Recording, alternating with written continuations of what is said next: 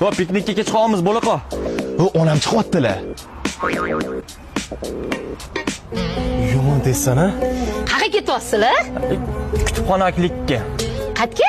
Piknikda kutubxona ochilgan onam. Tabiat qo'ynida kitob o'qiymiz. Voy, piknikka borib dam olishga kitob o'qiysizlarmi? Kitoblarimni olganman.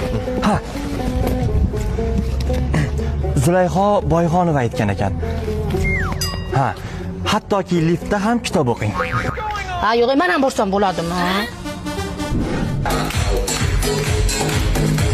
Yo'q, men onam mollarda uyalaman kitob o'qishga.